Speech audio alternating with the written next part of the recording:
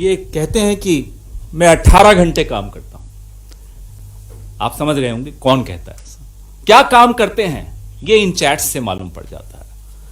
ये प्रधानमंत्री हैं इस विश्व के सबसे बड़े लोकतंत्र के चुने हुए प्रधानमंत्री। उनके पास इतना समय है कि अर्नब गोस्वामी जी, बार्क, टीआरएआई, ये सारे मुद्दे उनके दरवाजे पर ले जाते।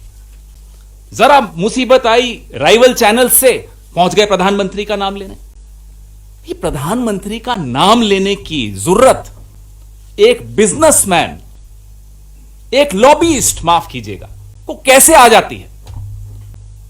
How can a lobbyist have the confidence of dropping the name of the Prime Minister every second minute to fix rivals within the journalistic profession? The confidence with which Arnab Goswami flaunts his proximity with the Prime Minister and his office is shocking.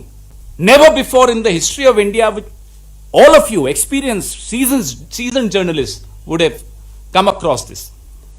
Why was the Prime Minister allowing Arnab Goswami such friendly access to himself and his office? We ask. Why was Arnab Goswami allowed to actively lobby with the Prime Minister and his office? We ask. What was this quid pro quo? तुम मुझे फर्जी TRP करने दो, मैं आपको फर्जी public opinion बनाकर दूंगा। क्या था क्विड प्रो को? ये हो क्या रहा था?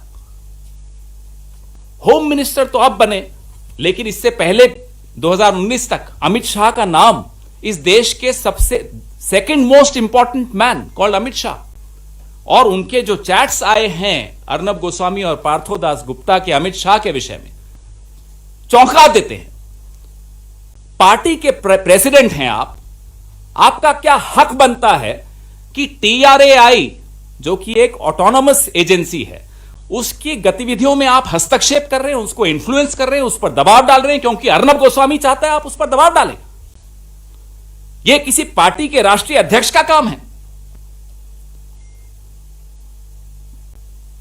पार्थोदास गुप्ता को मिलवाने ले जाया जा रहा है अमित शाह से। क्यों साहब, क्या बात हुई वहां? आप अपने राइवल्स को फिक्स कर रहे हैं। अलग अलग चैनल्स के बारे में जिक्र है कि उनको फिक्स करिए, बार्क को फिक्स, टीआरएआई को फिक्स करिए, उस पर दबाव डालिए। How can the president of the party so brazenly interfere in policy matters to help a media house, to help a businessman at the expense of others? Is that the job of a politician? Why was Amit Shah interfering in the functioning of a supposedly autonomous agency called the TRAI, the Telecom Regulatory Authority of India? What was the hold of Arnab Goswami on the second most powerful man in India called Mr. Amit Shah? We demand answers to this. आपको मेरे वरिष्ठ नेताओं ने काफी हद तक बताया कि क्या क्या इन चैट्स में है, आगे भी कई चीजें आ रही हैं। These shocking details of connivance and corruption at the highest level gives rise to several questions. Was Arnab Goswami controlling the government, or was the government controlling Arnab Goswami? In both these situations, democracy suffers. It's not the job of a government to control the media, nor is it a job of a businessman posing to be a journalist to control the government, to control the PMO, to control the Home Minister, to control the Law Minister, to control the Minister of Information and Broadcasting. Has Mr. Narendra Modi, who keeps ridiculing Lutyens gang, created a Lutyens gang of his own? ये नरेंद्र मोदी का अपना Lutyens gang सामने दिख रहा है, जिसके प्रमुख CEO है Arnab Goswami. Will the media do some introspection, my friends? ये आत्मचिंतन हम तो करते ही हैं, हम सबको करना होगा, क्योंकि देश और लोकतंत्र खतरे में है। अगर टीआरपी की दौड़ में ब्रेकिंग न्यूज के लिए अगर हम समाज को ब्रेक कर रहे हों, धर्मों के आधार पे, जातियों के आधार पे, आइडियोलॉजी के आधार पर, जेंडर के आधार पर यह किया जा रहा था, सरेआम दिख रहा था।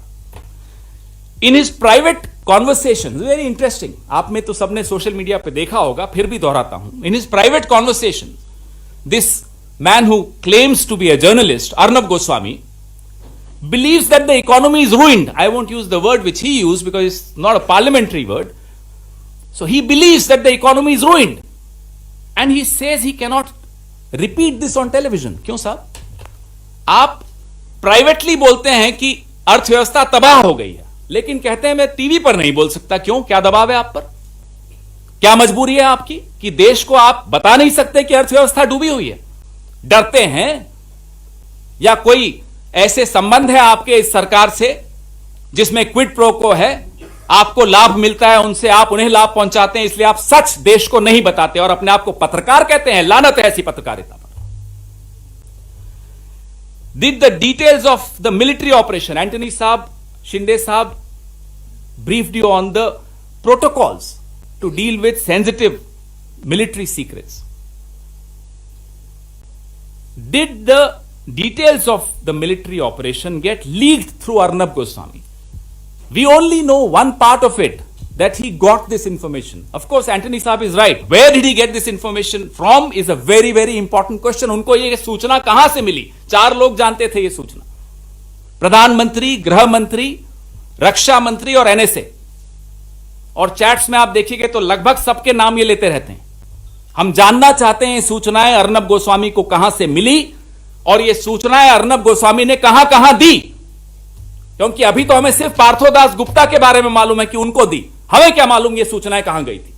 ये देश कई रात सोया नहीं था अभिनंदन वर्तमान की चिंता में. ये देश दुखी था, मातम में था. और ऐसे में अगर कोई व्यक्ति तालियां बजा रहा हो, खुश हो रहा हो 40 लोगों की शहादत पे, और ऐसे में वो व्यक्ति सूचनाएं का आदान प्रदान कर रहा हो जो कि मिलिट्री सीक्रेट्स की सूचनाएं हो, तो माफ कीजिएगा, बहुत देर हो गई है इंक्वायरी में. यह बहुत पहले हो जाना चाहिए था. कोई भी व्यक्ति देश और लोकतंत्र और राष्ट्रीय सुरक्षा से बड़ा नहीं होता है. Does the Prime Minister, Home Minister, in fact the entire government have any moral, political, constitutional right to continue in office after such damning revelations? We ask.